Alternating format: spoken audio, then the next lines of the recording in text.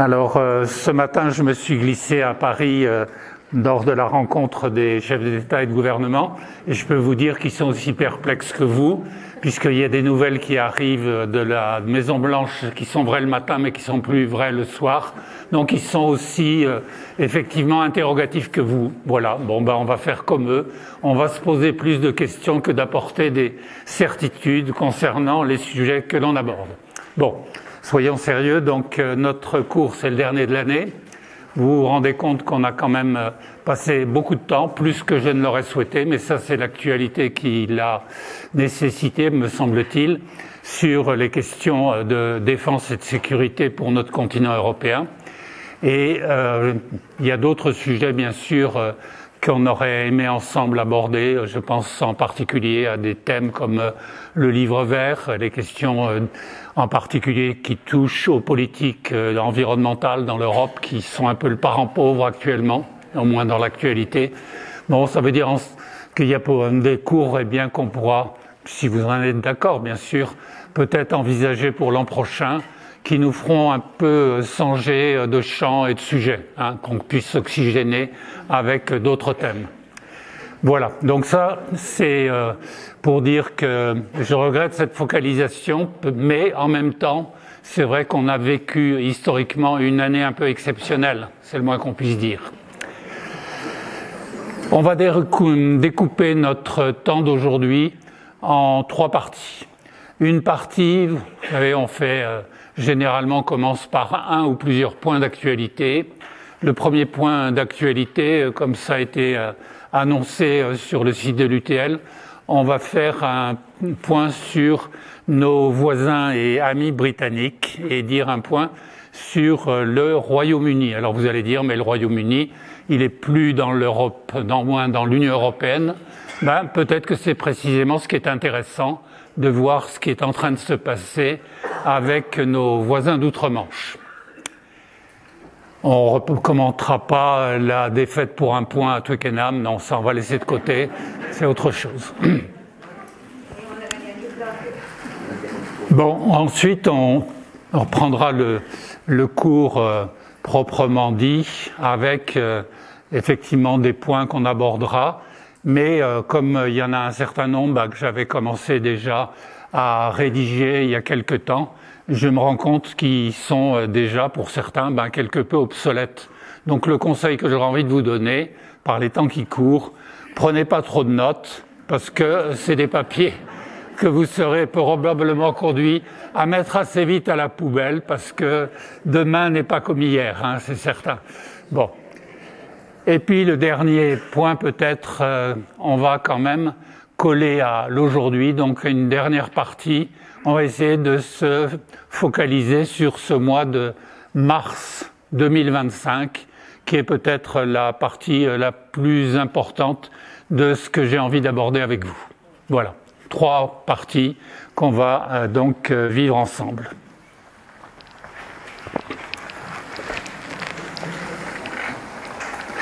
Alors le Royaume-Uni.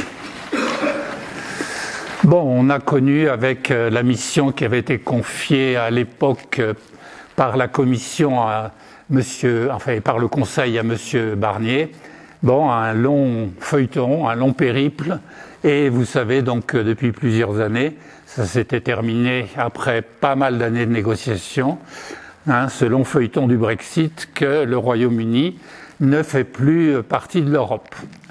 Alors une fois qu'on a dit ça, attention, les choses sont plus compliquées qu'il n'apparaît quand on le dit comme ça. Si on parle de l'Union européenne comme ensemble économique avec l'unité de circulation des marchandises, des services, des personnes, des capitaux, en gros c'est vrai. Et encore qu'il y aurait beaucoup de nuances à apporter, beaucoup. Bon. Par contre, dans le domaine qui est le nôtre, qui touche aux questions de sécurité, là, c'est moins exact. Et on va essayer de comprendre pourquoi. Au préalable, il y a un point qu'il faut tout de suite signaler, mais vous le savez tous, bien sûr, c'est que, comme la plupart des pays européens, pas tous, attention, mais le Royaume-Uni est membre de l'OTAN, et un membre important et un membre actif. et qu'il a été très tôt un membre qui a apporté son soutien à l'Ukraine dès le mois de février 2022.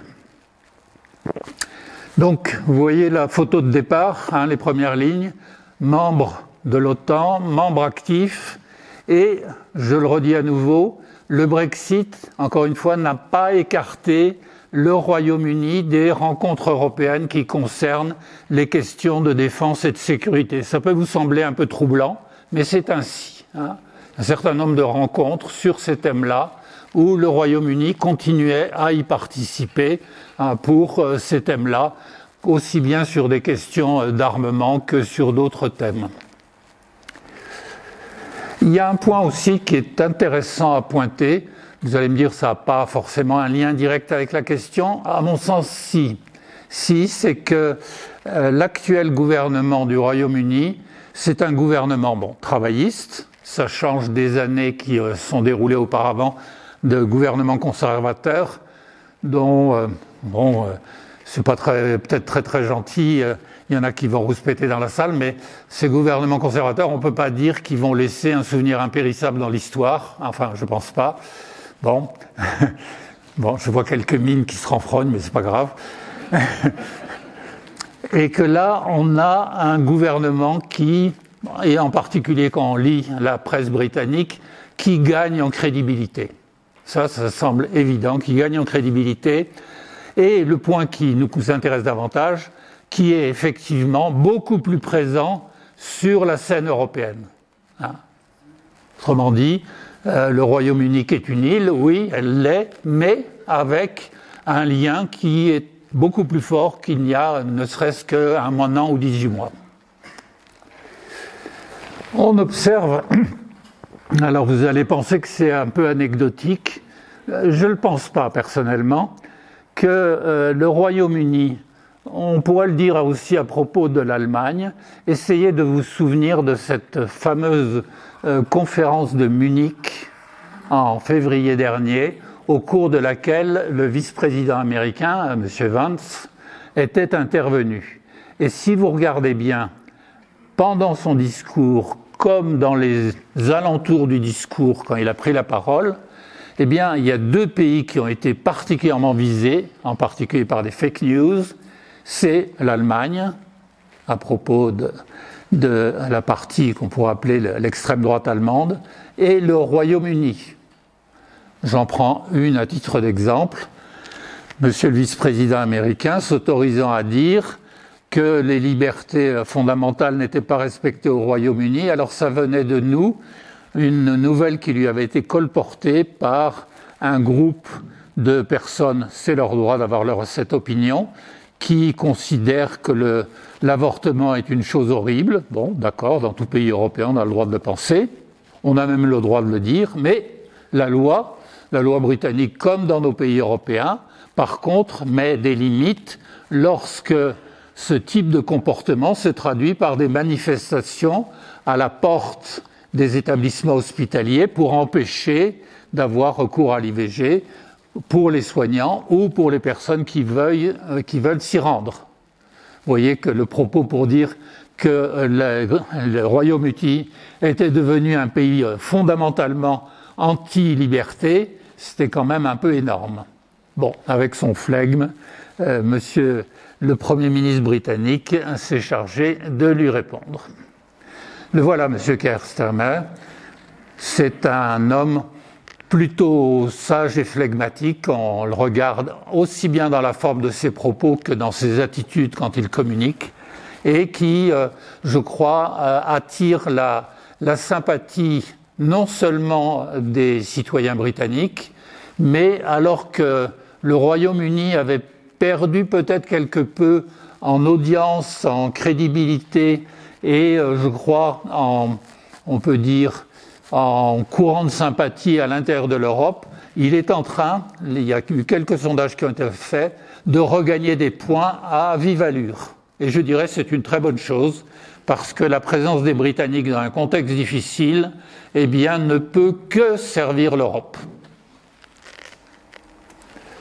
Alors, une fois qu'on a dit ça, vous allez dire c'est une belle profession de foi que je suis en train de faire, essayons de voir sur quoi je me base pour dire des choses comme ça. Alors d'abord, par rapport à une situation de sécurité qui est effectivement très difficile, très tendue, qu'est-ce que l'on observe?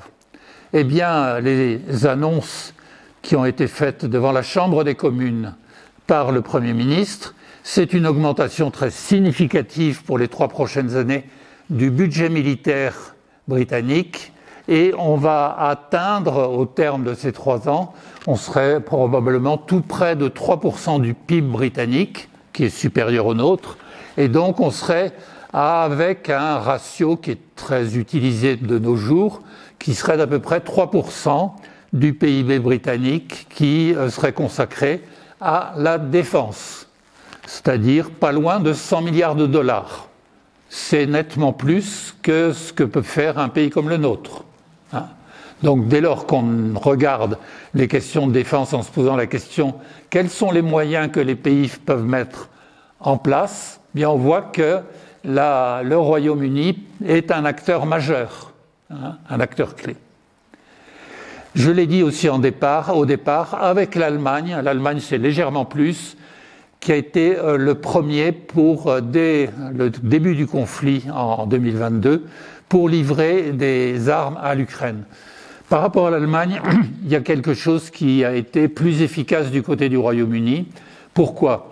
C'est que à l'époque du chancelier Scholz, il est encore en place pour quelques jours avant de laisser la place, il y avait un peu des états d'âme et les Allemands ne voulaient pas livrer des armes létales ou avec beaucoup de circonspection, etc. Les Britanniques, ça n'a pas été le cas. Ils ont livré des armes efficaces qui ont permis aux Ukrainiens d'avoir les moyens de repousser l'offensive des Russes dans les premiers jours qui ont suivi le 22 février 2022 pour repousser l'attaque des Russes. Donc une aide majeure et une aide efficace, on peut dire. Les propositions actuelles.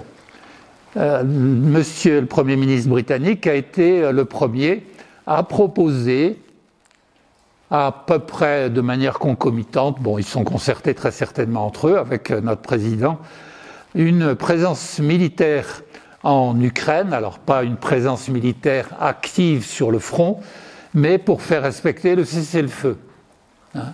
Donc là, on voit bien que parmi l'ensemble des pays d'Europe, c'est un pays qui se situe dans une posture active, c'est le moins qu'on puisse dire. Et en précisant bien qu'au départ, il pourrait s'agir notamment d'interventions dans le domaine aérien, avec les moyens dont ils disposent, leurs avions d'attaque, les Typhoon, et puis également avec tous les moyens maritimes. C'était l'époque, quand il en a parlé, qui précédait, ce qui n'est pas encore tout à fait le cas aujourd'hui, peut-être en mer Noire, peut-être qu'aujourd'hui on ne va pas arriver à des modalités, est-ce que c'est vrai ou est-ce que c'est pas vrai, les journaux nous le diront dans quelques jours, des modalités de cessez-le-feu en mer Noire. C'est sûr que la présence maritime pour essayer d'arriver à un véritable cessez-le-feu serait tout à fait intéressante. Et puis un dernier point dans les actions britanniques, c'est un pays qui est assez actif et plutôt en avance par rapport à d'autres pays européens sur le front des cyberattaques. Alors en même temps que je dis ça, vous êtes peut-être en train d'avoir une petite question en tête et vous auriez tout à fait raison, mais comment se fait-il que cet allié qui a toujours été fidèle, ultra fidèle par rapport aux États-Unis, s'autorise à prendre quelques initiatives? Jusque-là, dans leur histoire ou dans l'histoire contemporaine, c'était pas dans leurs habitudes. Et vous auriez pas tort de penser ça, l'histoire a été ainsi. Et en même temps, il n'y a pas de doute que la perception commune, c'est-à-dire celle qui vient de l'opinion publique britannique, celle qui vient de la presse qui a une bonne audience, les tirages des journaux, il faut penser qu'en Grande-Bretagne, ils sont bien supérieurs aux nôtres. Mais également la perception du gouvernement travailliste, que cette mise à mal de l'Alliance, et l'Alliance on pense en particulier à l'OTAN, elle vient du président Trump et de lui seul. Autrement dit, s'il y a un fautif, il est à chercher du côté de la Maison-Blanche, de lui-même et de son entourage direct. Voilà, c'est là d'où ça vient, les difficultés que l'on connaît. Et là encore, il faut revenir, là il y a des journaux, même y compris dans les conservateurs comme The Guardian, qui ont eu des éditoriaux très durs, très sévères, quand M. Vance s'est autorisé à dire que la Grande-Bretagne n'était plus un pays de liberté. Bon. Et là, c'est quelque chose qui ne peut pas passer au Royaume-Uni. C'est impossible. C'est impossible, pourquoi ? Relisons notre histoire. En 1940, quand tous les pays d'Europe, ou beaucoup, avaient cédé devant Hitler, que notre propre pays avait capitulé en juin 1940, il n'y avait plus qu'un pays qui était capable de défendre les démocraties occidentales. C'était le Royaume-Uni, il n'y en avait pas d'autres. On était du côté de l'Est avec le front commun germano-soviétique. Donc, alors aller dire aux Britanniques, de la part de quelqu'un qui est encore un peu jeunet, que le Royaume-Uni n'est pas une terre de liberté, mais c'est rigoureusement inacceptable, un propos pareil. Regardons aussi ce qui s'est passé quand, le 28 février, vous avez tous ça en mémoire, le président Zelensky s'est fait moucher comme un malpropre à la Maison-Blanche. Cette scène, mais invraisemblable, sous les yeux des caméras et qui a fait le tour du monde entier. Bon. Regardez bien la chronologie. La chronologie, on va la regarder tout de suite, c'est sur le chemin du retour de Washington, par où est parti M. Zelensky, par Londres. Et regardez cette image, elle est très intéressante. Je ne sais pas si elle est assez nette en haut, si vous voyez bien, mais regardez bien. Parce que là, les dispositions, vous savez, c'est comme quand vous mettez le couvert et que vous avez beaucoup de monde, le maître de maison ou la maîtresse de maison, il fait un plan de table, et c'est toujours significatif. Alors, les deux puissances qui siègent au Conseil de sécurité, France et Grande-Bretagne, c'est normal, au premier rang. Vous remarquez à droite aussi le président qui, pour 6 mois, enfin plutôt le Premier ministre, préside le Conseil européen, c'est-à-dire M. Donald Tusk, un Européen convaincu. Et puis, à côté du Premier ministre britannique, eh bien, M. Zelensky. Ça, c'est le premier rang. Regardez qui encadre, c'est quand même amusant, le Premier ministre britannique pour un pays qui ne fait pas partie de l'UE. Les deux autorités principales de l'Europe, Mme von der Leyen, la présidente de la Commission, et M. Costa, le président du Conseil de l'Europe. C'est quand même rigolo. Autrement dit, Ernst Nenner, il montre bien, l'Europe, je l'accueille, et quelque part, j'affirme que j'en suis pleinement solidaire. C'est amusant quand même, une image comme ça. Si on n'était pas dans une période aussi tendue, on aurait presque un peu de sourire aux lèvres, mais bon, voilà la réalité. Regardez bien qui est à la droite de Madame Ursula von der Leyen. Vous la reconnaissez peut-être pas trop parce qu'elle n'est pas très connue, ou tout au moins elle l'était pas, elle commence à l'être. C'est la première ministre du Danemark. C'est pas par hasard. C'est-à-dire, il y a un signal qui est envoyé, très clair, en train de dire, eh bien, nous, Européens au sens très large, puisqu'on va voir qu'il n'y a pas que des Européens sur la photo, eh bien, on est pleinement solidaires par rapport à des velléités de la Maison-Blanche, par rapport à une grande île qui est encore, pour quelque temps sous souveraineté européenne, qui est le Groenland, dont l'issue, d'ailleurs, ça ne manquerait pas de sel, qui serait intéressante, c'est qu'avec les élections législatives qui vont avoir lieu, comme tous les élus sont tous anti-annexion par les États-Unis, ce qui serait assez drôle, c'est que le Groenland demande l'adhésion à l'UE. Et oui, pourquoi pas? Bon. On n'en est pas là. Vous voyez à côté du président du Conseil européen, ce monsieur qui n'est plus tout à fait en place, qui a été remplacé à la tête du Parti libéral, qui est en train de remonter à vive allure au Canada. C'est le Premier ministre canadien, Justin Trudeau. Oui ? Donc je vous rappelle, alors on peut en sourire, que les sondages disent que les Canadiens, pour pratiquement la moitié d'entre eux, disent qu'ils adhéreraient bien à l'Union européenne. C'est pas mal comme résultat. En même pas 2 mois d'exercice du pouvoir à la Maison-Blanche, d'arriver à ça. Hein. Bon. Et vous regardez, alors en même temps, dans des rôles un peu plus discrets. C'est pas qu'ils soient trop, par rapport à ces dames, grossier, pas du tout. C'est quelqu'un de très, très, très poli. Notre Premier ministre britannique, regardez où il a mis Madame von der Leyen. Mais dans la mesure où, quelquefois, on ne sait pas sur quel pied elle danse, Madame Meloni, elle n'est pas mise au premier rang. Hein, vous la voyez un petit peu. Bon. Le chancelier Scholz, c'est normal, il est en fin de course, là, il n'est pas trop devant. Mais regardez aux 2 extrémités, là, c'est très intéressant, là aussi. Vous avez non pas le président Erdogan, ça aurait été un peu délicat, mais vous avez son ministre des Affaires étrangères. Autrement dit, qu'un membre de l'OTAN, qui n'est pas en Europe, mais peut venir à une réunion invitée par Londres pour une réunion qui concerne la sécurité de l'Europe. Premier chef. Et à l'autre bout, Mark Rutte, c'est pas l'ancien Premier ministre néerlandais qui est invité. C'est qui ? C'est Mark Rutte en tant que secrétaire général de l'OTAN.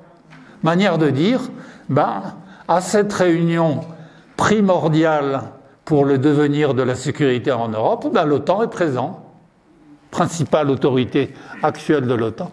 Donc vous voyez, quelquefois ça, faut pas pousser trop loin, ce n'est qu'une photo, hein, mais en même temps, quelquefois ça en dit long, la manière dont c'est présenté, c'est pas que des détails.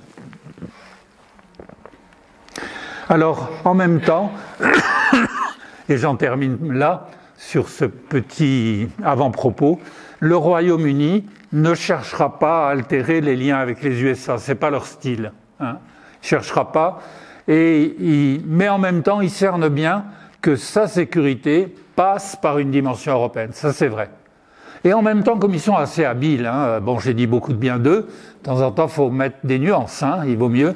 En ce moment, ils sont pas loin d'essayer de négocier par rapport aux droits de douane, peut-être un traitement de faveur, peut-être qu'ils ont une pensée pour leur whisky, et notamment.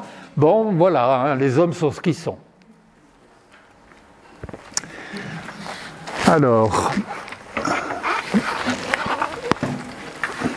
une petite seconde, à la bonne santé des Britanniques.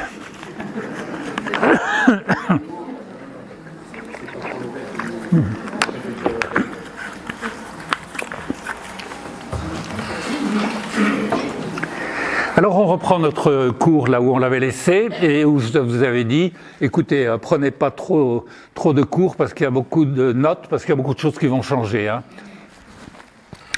Voyons un peu ce qui existe dans la politique de défense, puisqu'on s'en était arrêté là, peut-être juste les intituler, qu'est-ce qui existe ?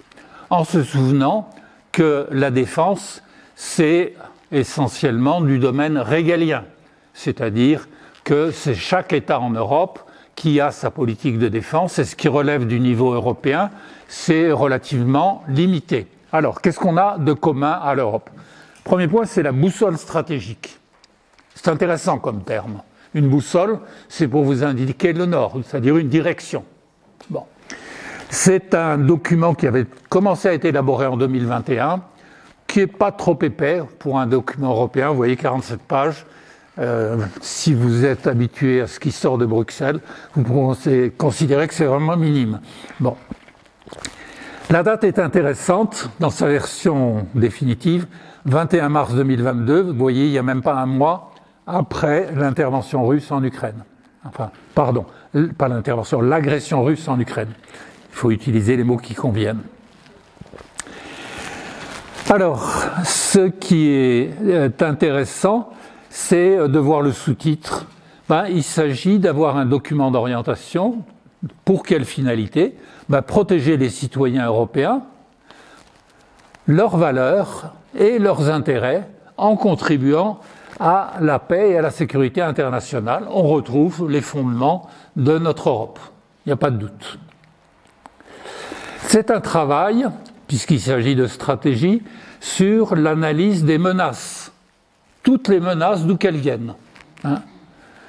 Donc, c'est ça qui est intéressant. Comme c'est concomitant, c'est à ne pas mélanger, parce que quelquefois il y a eu un peu de micmac dans la presse, avec la première décision du gouvernement fédéral allemand, Scholz, qui avait décidé d'augmenter de 100 milliards le budget de la défense. Il faut dire que la Bundeswehr était pas mal en retard.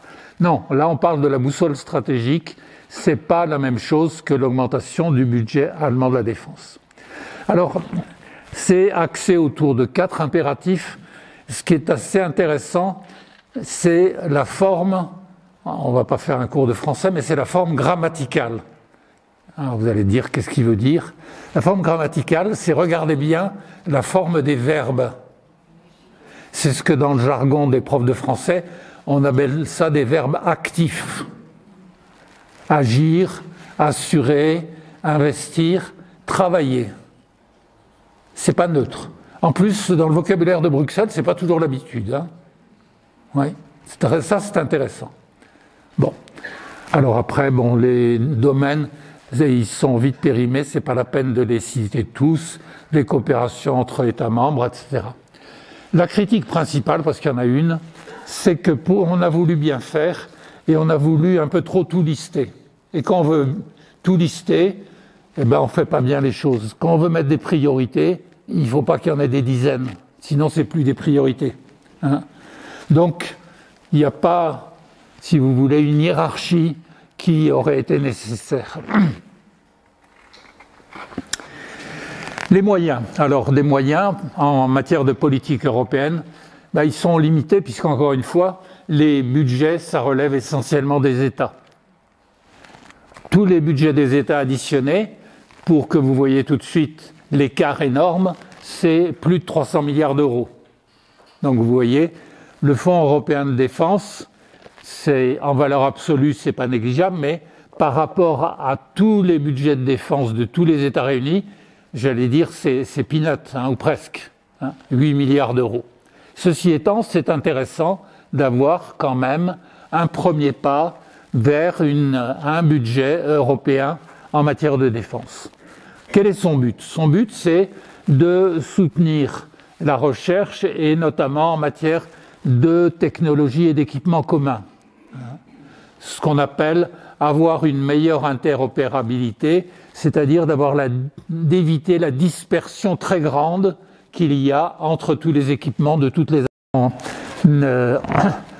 pour que ce soit éligible, une demande auprès du Fonds européen de défense, il faut qu'il y ait au moins 3 entreprises. Alors 3 entreprises, ça va sans dire européennes. Alors parfois dans le capital social, il peut y avoir des fonds qui viennent de pays ou d'actionnaires non européens, mais il faut que la majorité soit des entreprises européennes et de 3 États différents. Donc vous voyez bien, la logique du système, c'est de démarrer de la coopération entre Européens. C'est ça. Alors vous comprenez en regardant ce schéma, il est souvent repris et il est très instructif. Vous voyez que le drame en Europe, c'est que chacun a voulu bâtir son système de défense et son système d'armement à lui. Alors si vous le regardez dans le détail,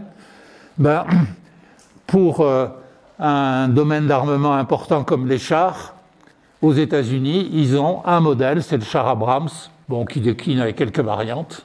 En Europe, il y en a 17 modèles. Ce qui fait qu'aujourd'hui, le modèle le plus connu, là, qui est le modèle allemand, j'ai déjà oublié son nom, mais Léopard, voilà, heureusement, vous suivez et vous avez plein de connaissances. Grosso modo, il coûte 2 fois plus cher. Parce qu'on n'a pas les quantités que peuvent décliner les entreprises industrielles américaines, précisément parce qu'elles les sortent pas comme des petits pains, mais presque. Si vous regardez pour les Domaine naval, c'est la même chose. 4 modèles pour les frégates aux États-Unis, 29 en Europe. C'est pas sérieux. Enfin, c'est pas sérieux si on veut avoir une efficacité.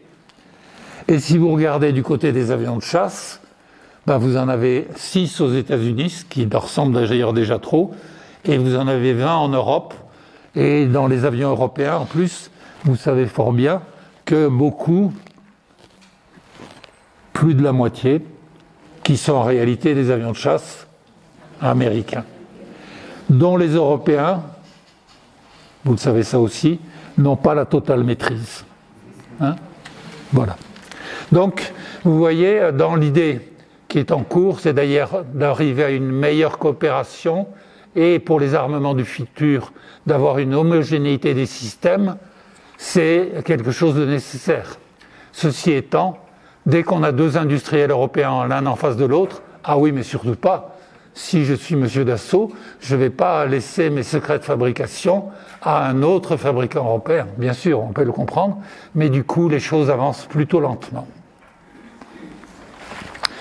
Troisième élément dans la politique européenne de sécurité, c'est ce qu'on appelle la facilité européenne pour la paix. Alors il y en a qui reprochent le dernier mot du titre en disant oui mais c'est pas tellement pour la paix puisqu'il s'agit d'armement. Bon, il n'empêche, c'est le titre qui a été adopté par le Conseil. Ça date de mars 21, donc ça a précédé l'agression russe en Ukraine, mais c'était dans les tuyaux depuis un moment, c'est-à-dire depuis l'annexion de la Crimée par la Russie. Alors les budgets là pour la facilité européenne ont pas mal augmenté. Aujourd'hui, on est à un peu plus de 17 milliards. Ça permet d'envoyer des armes à un pays en guerre ou de dépenser pour leur formation pour des armes fabriquées prioritairement en Europe. Donc un pays peut dire voilà, j'ai telle quantité d'armes que je suis prêt à livrer à l'Ukraine et ça, je peux émarger auprès de la facilité européenne pour qu'elle prenne en charge tout ou partie du coût que cela représente. Alors, pour la mise en œuvre, quel est à Bruxelles les services qui s'occupent de ça? C'est le haut représentant, alors aujourd'hui c'est au féminin, c'est la haute représentante, s'appelle Madame Kaja Kallas, une ancienne première ministre d'un pays balte. Alors, regardons un petit peu la portée de cette politique de l'Union européenne. Alors, je le redis rapidement, il y a un paradoxe. Les budgets de tous les pays, ils font infiniment plus, 300 milliards de dollars, mais avec cette crédibilité limitée, parce qu'encore une fois, les politiques d'homogénéisation et de coopération n'ont pas encore beaucoup progressé. Les point d'avancement, ça serait de suivre les recommandations du rapport Draghi. Le rapport Draghi dépasse ce sujet-là. Ça aborde toutes les questions économiques que l'Europe doit aborder. Le rapport Draghi, on en a déjà parlé à plusieurs reprises. Je sais que c'est votre livre de chevet, donc j'y reviens pas. Vous l'avez déjà lu et relu. Reportez-vous à... le rapport Draghi mentionne notamment que dans ces domaines, tant qu'on aura 60 et quelques % des matériels qui viendront des pays extérieurs, notamment États-Unis, mais aussi d'autres pays comme la Corée du Sud, on ne permettra pas à l'Europe de se doter d'une industrie qui soit à la fois performante et qui permette d'assurer son devenir en matière de sécurité. Alors les questions, elles sont essentiellement d'ordre politique. D'ordre politique, c'est par rapport à des sujets qui sont jugés régaliens, c'est d'arriver, et à 27 vous reconnaissez que c'est pas toujours évident, surtout que les sensibilités par rapport à ces sujets sont pas toujours à l'identique. Et ça vous montre d'ailleurs ce qui se passe aujourd'hui, ce qui s'est passé à nouveau ce matin, c'est-à-dire il y a un tandem aujourd'hui qui est franco-britannique qui dit on va de l'avant, et puis après les autres, vous dites si vous inscrivez ou pas, parce que sinon, avec trop de visions différentes, ça bougera pas, en clair. Et également des visions différentes quant aux conséquences du conflit. regardez les attitudes des gouvernants, un peu moins dans les opinions publiques, mais des gouvernants, quant aux conséquences du conflit. La perspective d'une éventuelle capitulation de l'Ukraine, je ne suis pas persuadé que ça effraie énormément M. Orban. Enfin, vous allez me démentir peut-être. Non. Vous voyez, donc, par contre, pour les opinions publiques, suivez ce qui se passe en ce moment, non seulement dans les manifestations très importantes en Serbie, mais également à Budapest, qui sont des manifestations très nombreuses d'une partie de la population jeune et très fortement pro-européenne. Les données comparatives, pour essayer de comprendre qu'effectivement, entre États-Unis et Europe, on n'est pas avec les mêmes possibilités. Ce n'est pas une question de population. L'Union européenne, c'est 450 millions d'habitants, c'est plus que les États-Unis aujourd'hui, nettement. En matière de produit intérieur brut, bien sûr, les États-Unis sont devant nous, avec un PIB d'autour de 30 000 milliards de dollars, nous un peu en dessous de 20 000 pour les chiffres 2024. Ils sont un peu supérieurs à ceux que vous voyez sur le tableau. Une croissance un peu plus forte aux États-Unis. Alors, ceci étant, les dernières perspectives de Bloomberg disent que les perspectives de croissance aux États-Unis, dans 2 ou 3 mois, il ne serait pas impossible qu'on les révise assez nettement à la baisse aux États-Unis, compte tenu, comment ils ont trouvé comme expression, compte tenu des... Ah, le mot était magnifique. C'est pas incertitude, mais c'est un mot plus joli, de la situation de la gouvernance américaine. Bon. Les dépenses militaires, là aussi, vous voyez, il n'y a pas photo entre les deux. Et dans la répartition de la part dans le PIB. En même temps, la dernière ligne, ça vous fait comprendre que c'est pas nouveau, ça date du président Obama. Les Américains n'étaient pas totalement dans le fond. Il n'y a aucun doute que ce sont les plus attachés à l'Alliance Atlantique. C'est clair. Même si aujourd'hui, bien sûr, ils déchantent quelque peu. Bon. Jusque-là, ils croyaient à cette protection américaine. Il y a des pays de l'Europe qui ne sont pas membres de l'OTAN, et là, il y a parfois, je trouve, un peu d'ambiguïté. Alors, il y a certains pays européens qui revendiquent leur neutralité, c'est leur droit. C'est leur droit, mais en même temps, il y a quelque chose qui frappe un peu, c'est quand on voit que parmi les pays qui ne sont pas membres de l'OTAN, ramenés à la richesse par habitant, il y a les 2 pays les plus riches de l'Europe.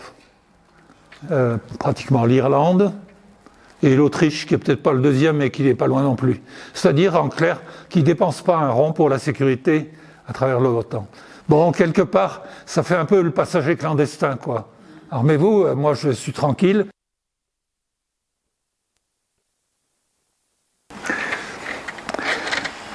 Ça n'empêche pas que les pubs irlandais sont combien sympathiques, c'est vrai, mais bon. Alors, ce qui est là, c'est... est-ce que c'est le concept d'alliance qui fonde encore ce qui reste du traité? On peut en douter. Enfin, moi, j'en doute de plus en plus. Ou est-ce que c'est plutôt les intérêts, et les seuls intérêts majeurs de la puissance dominante que sont les États-Unis? Autrement dit, vous avez eu, il y a pas très longtemps, dans une publication de l'agence Bloomberg, une des très grandes agences américaines, une phrase qui est incroyable et qui est très significative. C'était, il n'était pas encore président, c'est Trump qui déclare « Ah, mais oui, mais si à Taïwan, ils veulent être protégés, eh ben, il faut qu'ils payent comme une police d'assurance pour avoir la sécurité de l'armée américaine. » Autrement dit, on n'est plus du tout dans un concept d'alliance, on est « vous payez comme une police d'assurance et à ce moment-là, on vous assure un service. » Mais autrement dit, on est dans un autre monde. Bon, celle-là, j'y reviens pas parce que ce serait trop long, ce serait de voir les questions à travers le temps autour de ce qui se passe là, sur le Groenland. Bon. Les membres de l'OTAN, vous voyez, là, ceux qui sont là, et qu'on sait très bien qu'il y en a qui aimeraient rentrer, l'Ukraine, la Moldavie, mais que la Russie n'entend pas du tout de cette oreille au stade actuel. Ces dernières années, pourtant, la présence au début de la guerre, mais on était avec une autre présidente, qui était celle de Biden, qui avait été relativement dense. On a un peu oublié avec les semaines toutes récentes, mais qu'entre 2022 et 2024, les troupes américaines avaient nettement augmenté en Europe. Elles étaient passées de 70 000 à 100 000, et il y avait l'augmentation des B-61. Alors le B-61, dans le jargon, je ne suis pas sûr que vous connaissiez de quoi il s'agit, c'est le nombre de bombes atomiques. Bon. Et également un accroissement des moyens de l'état-major de Mons, qui en gros est quand même d'abord un état-major américain. Donc les événements actuels ne doivent pas nous faire oublier que dans la présidence antérieure, on n'avait pas eu les phénomènes que l'on observe aujourd'hui.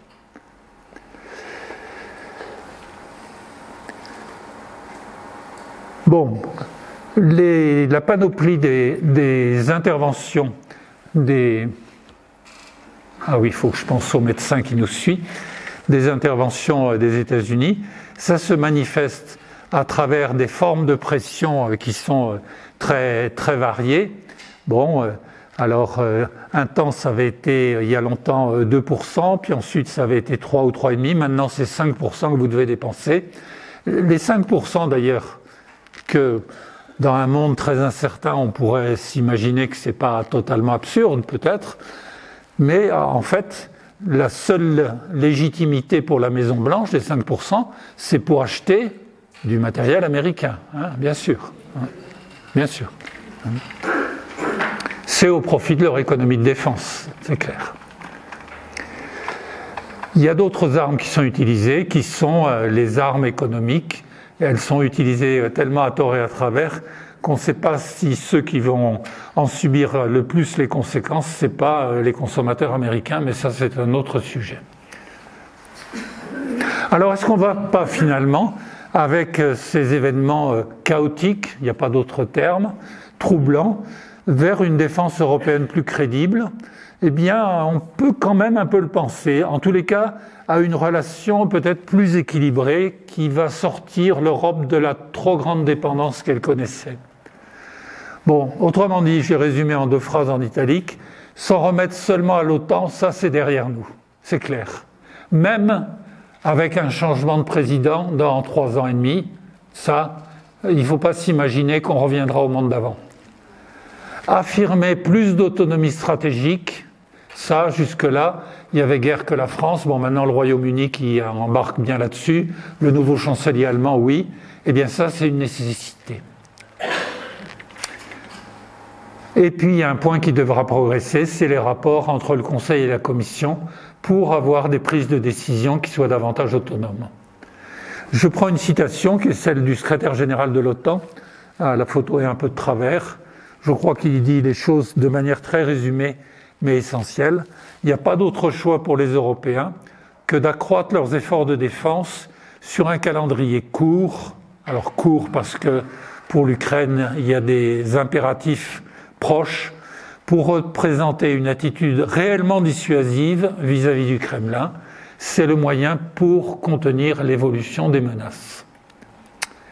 Voilà l'Union européenne avec les pays qui sont des États candidats, ici, pour certains, dans les Balkans ou pour la Turquie, les conditions sont loin d'être réunies et je ne pense pas qu'on les verra de sitôt.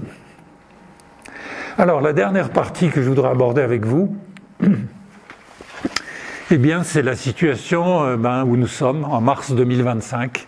On va faire de l'histoire immédiate. C'est un domaine qui plaît bien à Jean-François Soulet. Moi, c'est pas dans mes habitudes, mais bon, on va essayer de rentrer là-dedans.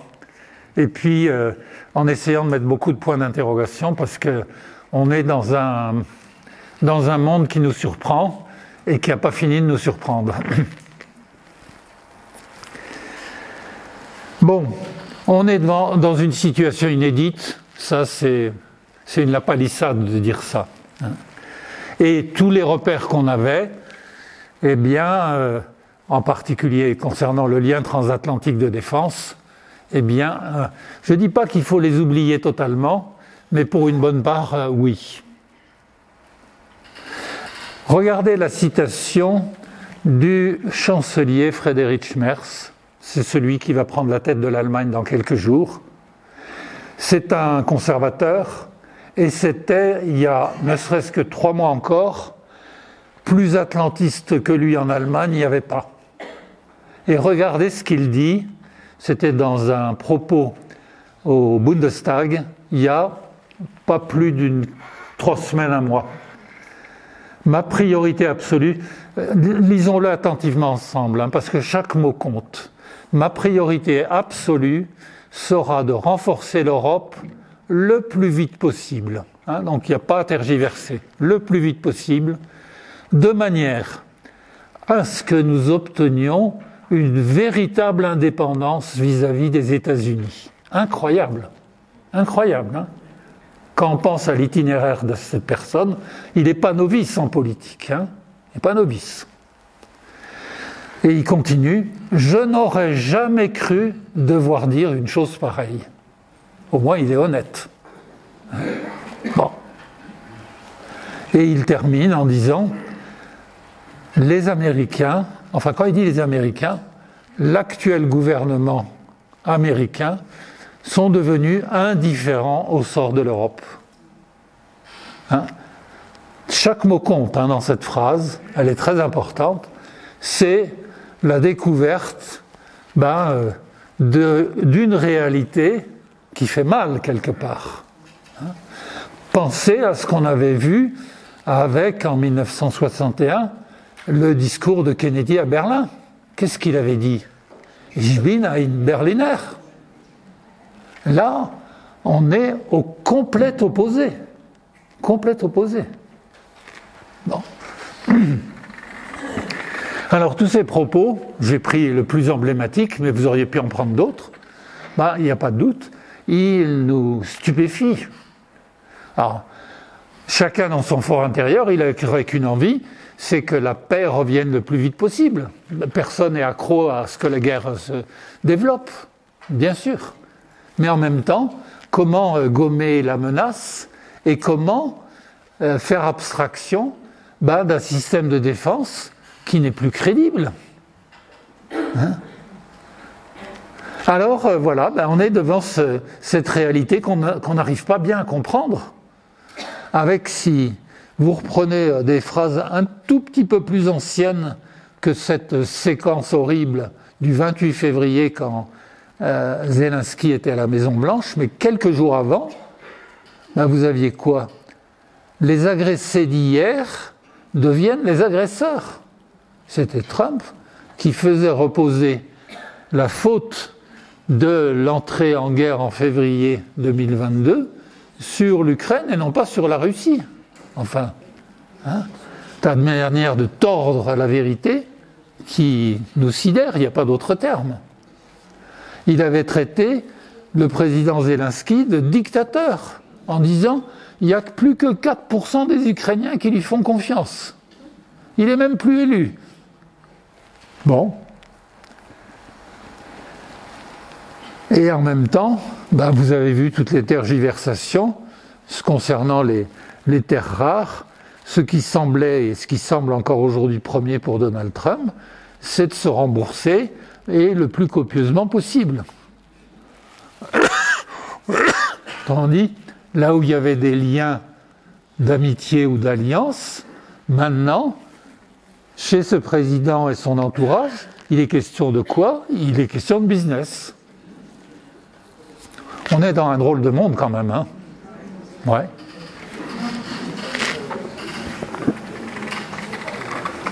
Vous êtes en train de penser que j'exagère un peu, mais je crois pas.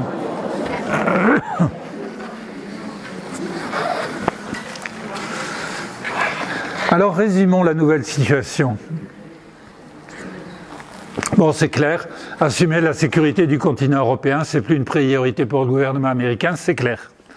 La deuxième chose, et ça, le Premier ministre britannique en est très conscient, il y a des déclarations, je ne l'ai pas retrouvées, mais elle dit ça. Chercher à amadouer Donald Trump, ça ne marchera pas.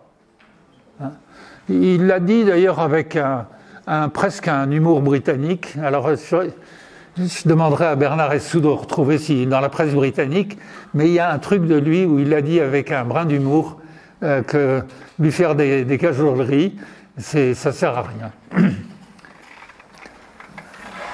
Bon, le critère qui domine, c'est l'intérêt économique et financier, et c'est ce qu'on peut retirer de ce qu'il appelle un deal.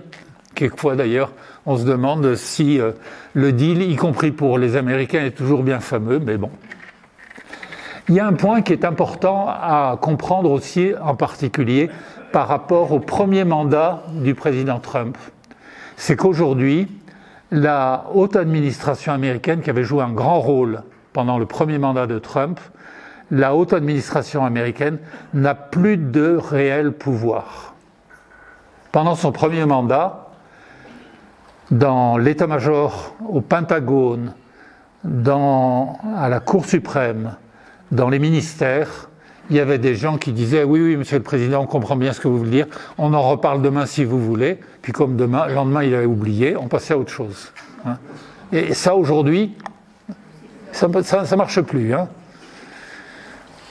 Ne serait-ce que pour retarder les décisions, il y avait eu des choses qui...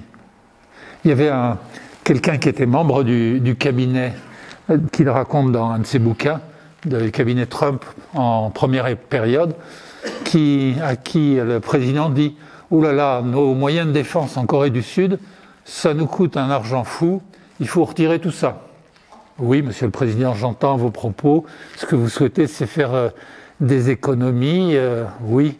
Bon, je vais étudier le dossier, oui, faites vite. Mais dites-moi la réponse avant 11h parce que j'ai mon golf. D'accord. Alors, à 11h moins le quart, il revient. J'ai étudié la question, monsieur le président, et alors voilà, il y a quand même un point par rapport à nos systèmes de défense qui sont en seconde ligne. Je pense à Okinawa, je pense à Guam. L'avantage, c'est que nos systèmes qui sont placés en Corée du Sud, ils nous donnent une possibilité de réagir en temps réel qui est considérable. Vous comprenez, monsieur le président? Ah bon, c'est ça? Bon, ben, j'annule tout. Allez, je vais à mon golf. Véridique. Bon, mais ça ne marche plus aujourd'hui. Alors, c'est clair, les Européens vont devoir assurer leur défense par eux-mêmes. Alors, quand je dis les Européens, je reviens à ma photo, c'est quand même assez étonnant dans les réactions. Alors, on a vu M. Trudeau et puis donc M. McCartney maintenant, là, le Premier ministre qui va probablement prendre sa suite. Ce sera mieux que les conservateurs. Mais je ne sais plus comment s'appelle là, cette revue qui nous donne des nouvelles du monde entier, là, que j'aime bien lire de temps en temps. Voilà, Courrier international. Que les Japonais, par exemple, sont pas loin de nous dire « Mais attendez, les affaires sont sérieuses, on est très loin de l'Europe, mais sur certains points, si on peut faciliter les choses, considérez qu'il n'y a pas que vous, Européens, qui êtes concernés par une situation aussi difficile. » Autrement dit, comme si se reconstituait une sorte de front des pays libres, en quelque sorte. Je ne suis pas sûr que ça aille bien loin, mais en tous les cas, il y a des choses à observer. Alors, les réalités de la défense, qu'elles soient fragmentées, qu'elles soient tributaires d'approvisionnement, j'y reviens pas, je l'avais déjà indiqué. Qu'il y ait des politiques disparates, c'est vrai. Qu'il n'y ait pas d'état-major commun, c'est vrai. Mais il y a des nuances à apporter une fois qu'on a remis en ligne ces points-là. Des éléments à apporter, c'est quand même que l'Europe avance plutôt à grands pas dans l'adoption de positions communes. Il y a un point qui est un petit peu peut-être délicat, c'est souvent mis en avant par les analystes, c'est la question du temps. Le temps, il y a le temps court, qui est celui de l'aide à apporter au pays agressé qu'est l'Ukraine, et là qui a besoin de soutien en termes d'armement ou de soutien pour avoir une force qui assure un maintien de la paix. Mais il y a le temps à moyen ou long terme. Et ce qui semble aujourd'hui acquis de la part des principaux pays d'Europe, et je ne dis pas de l'Union européenne, mais d'Europe, c'est-à-dire ce qu'on appelle le Weimar Plus et les Baltes. Alors Weimar Plus, c'est France, Allemagne, Pologne, Royaume-Uni, et les pays baltes, c'est-à-dire tous les pays scandinaves et les pays baltes. C'est moins net pour les pays du Sud. C'est d'avoir, à échéance de 3, 4, 5 ans, une vraie politique de défense commune. Une vraie. C'est des pays qui sont en gros d'accord pour y arriver. Alors les Allemands et les Britanniques vont y arriver. Pour nous, c'est plus difficile pour des raisons de finances publiques, à 3,5% de leur PIB.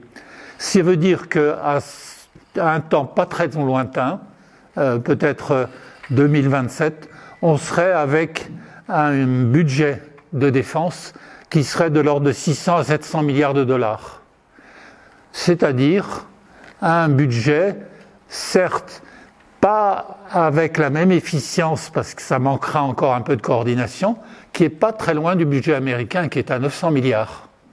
Donc vous voyez qu'il y a une intention manifeste pour le moyen terme d'aller vers une politique qui soit une politique réelle. Alors il y a des gens qui disent « oui, mais c'est pas raisonnable, il y a des besoins en matière de défense ou autre ». Je fais que rappeler un chiffre, et c'est pas un parti pris idéologique. Dans les années de la guerre froide, les années 50, début des années 60, en gros, les budgets de défense dans les pays d'Europe occidentale, c'était entre 5 et 5,5%. D'accord ? 5 à 5,5%. Là, on passerait à 3 à 3,5%. Les budgets de la protection sociale, santé, vieillesse, famille, chômage, c'était autour de 14%. Aujourd'hui, c'est 32%. Oui. Alors aujourd'hui où on est à 2% et on cherche à passer à 3%, dire mais c'est pas possible de dépenser des milliards pour la défense, il faut quand même avoir ça en tête. Tous les budgets européens actuellement, on est aux alentours de 2, il s'agirait de passer à 3. Le budget de la protection sociale des pays où les plus avancés, c'est-à-dire la France et l'Allemagne, on est à 32%. Alors, ne faites pas dire ce que je n'ai pas dit, qu'il faut reculer l'âge de la retraite à 65 ans, je vais me faire incendier. C'est pas ça. Mais je veux dire qu'il y a un moment où des sociétés doivent se poser des questions importantes, surtout quand on voit des chiffres comme cela. Voilà, j'en dis pas plus, parce que je sens que je vais me faire incendier. Bon. Alors, pour aller vers ces montants-là, la Commission, vous avez vu, elle dit tout ce qui ira dans ces chiffres-là, la sacro-sainte règle de Maastricht, pas plus de 3% de déficit, pour tout ce qui est budget de défense, on l'annule, ça ne rentre pas en ligne de compte. Bon. Et l'important, c'est bien sûr, dans cette politique de défense, bien sûr, d'avoir les Britanniques avec nous. L'arme nucléaire, j'en parle pas parce que ce serait trop compliqué d'en parler ici. Avec des moyens, bien sûr, qui seront concentrés. Peut-être que chez nous, on aura davantage sur les canons César, les Allemands seront peut-être avec leurs chars Léopard, mais on ne pourra pas avoir l'éparpillement qu'on a. Alors regardons par rapport à la principale source de notre insécurité. Je ne dis pas que ça durera éternellement, peut-être que demain on reviendra à des perspectives plus pacifiées avec la Russie, et que c'est hautement souhaitable, bien sûr. Pour aujourd'hui, ce n'est pas le cas. Alors quand on regarde par rapport à ce type de menace, la population UE plus Royaume-Uni et plus la Norvège, c'est 520 millions d'habitants, 145 millions d'habitants, avec en plus une pyramide des âges en Russie qui est assez catastrophique. Ce sera bientôt un pays de vieux et un pays dont l'état de santé, la vodka aidant, qui n'est pas totalement satisfaisant. Bon.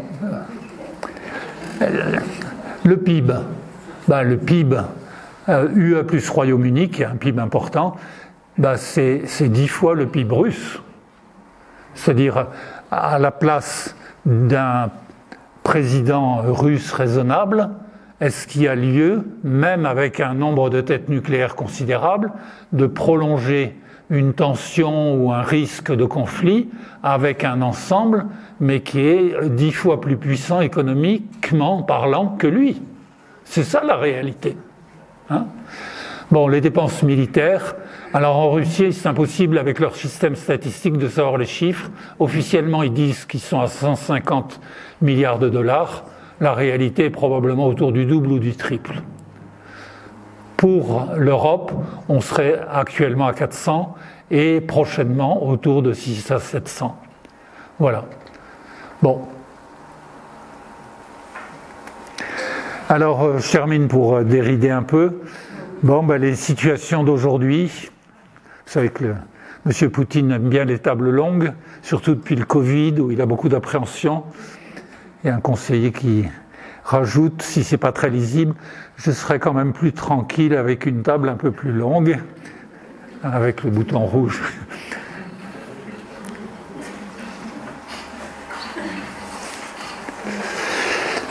Bon, pour terminer ce chapitre et pour terminer le cours de cette année, qu'est-ce que j'aurais envie de vous dire en terminant?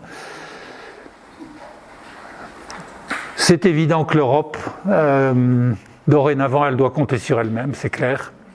L'Europe, c'est un très grand ensemble économique, c'est évident. Mais c'est évident aussi que l'agression russe a changé la donne et que l'Europe est à la recherche d'une perspective. Et elle doit se fixer un objectif qui n'est pas qu'un objectif d'ensemble économique et social. Elle a aussi à se fixer un objectif d'Europe puissance. Jusque-là, c'était pas son choix. Aujourd'hui, c'est difficile de l'occulter. Les limites, le temps, on l'a déjà évoqué.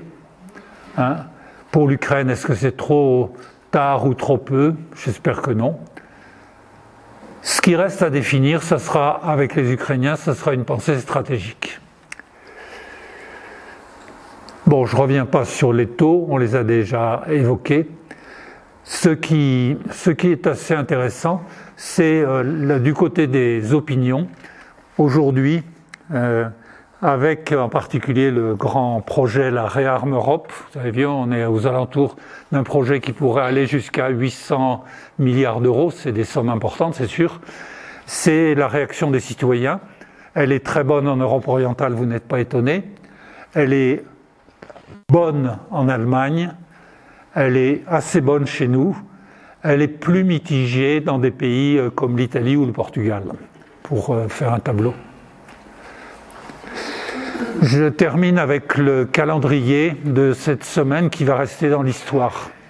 Cette semaine qui va rester dans l'histoire, c'est la semaine, enfin ces semaines plutôt, qui sont consécutives au 28 février. Le 28 février, c'est l'affront du président Zelensky. C'est le 3 mars, la réplique presque immédiate, en tous les cas très très rapide, de la rencontre de Londres. Moi j'ai été stupéfait de voir la réactivité. C'est assez remarquable. C'est les propositions de la Commission le 4 mars, c'est allé vite. Quand on dit que la Commission, elle est parfois besogneuse, bon, je sais bien qu'il y a des choses qui étaient un peu dans les rouleaux, mais quand même, le plan Réarme Europe, c'est quand même énorme. C'est les conclusions et décisions du Conseil européen le 6 qui adopte pratiquement tous les éléments qui sont dans les propositions de la Commission. Bon. C'est la réaffirmation du soutien à l'Ukraine des États membres. 26 sur 27, c'est quand même pas mal. Ouais.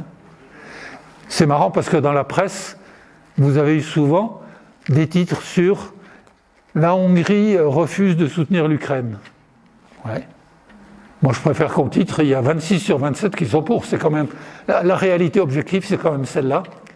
Quant aux mesures destinées à accroître la capacité de défense et les industries d'armement, c'est l'unanimité des 27. Alors vous allez me dire, mais pourquoi la Hongrie a voté pour? C'est très simple. c'est qu'il y a 5 milliards d'euros qui sont en suspens, que la Commission attend pour verser, que M. Orban respecte un certain nombre de règles de droit. Sinon, voilà. Donc on a une Europe finalement, vous voyez, c'était quand même le thème essentiel de cette année. On peut parfois la critiquer, c'est de bon ton d'ailleurs, et c'est normal. Toute institution mérite la critique. Mais là, en l'occurrence, dans une année aussi difficile et aussi troublée, on peut aussi considérer que par rapport à la question fondamentale de notre année 2024, et même peut-être au-delà, eh bien, on a eu un fonctionnement aussi bien du côté de la Commission que du côté du Conseil, Madame Ursula von der Leyen et du président Costa, des choses qui finalement sont pas si mal que ça. Voilà. Les suites, c'est les discussions, mais qui vont pas très vite, pour les entretiens en Arabie Saoudite. La publication du livre blanc, il reprend ce que j'ai dit jusque-là. Les entretiens, est-ce que ça va déboucher au-delà de la mer Noire? On ne sait pas encore, c'est pas sûr. Et pour préciser du côté européen, cet ancien Premier ministre d'un pays balte, qui a sorti, peut-être vous pourrez le lire, il reprend beaucoup de choses qui ont été présentées dans le plan Réarme Europe. Ce monsieur Kubilius, évidemment, il est très pour une politique de défense rigoureuse, il est aux premières loges. C'est comme dans son pays, il y a le quart de la population qui, sous Staline, a été envoyé dans les camps en Sibérie. Il était évidemment prêt à ce que l'Europe joue un rôle actif pour la défense. Voilà, alors demain, donc, la question, c'est celle de l'Europe puissance face aux les trois empereurs. Les voilà, les trois empereurs. Et oui, est-ce qu'on va vers un nouveau Yalta? C'est une question peut-être qu'avec Frédéric et peut-être avec Jean-François Soulet, on aura l'occasion de reprendre dans les questions d'actualité. Mais on a une vraie question pour demain. Est-ce qu'on va vers un monde où on a trois grands impérialismes qui vont dominer la planète au profit de leurs seuls intérêts? Il y a une question majeure. Regardez cette carte. Est-ce que c'est la carte de l'Amérique de demain? Je vous laisse juge et j'en termine ainsi.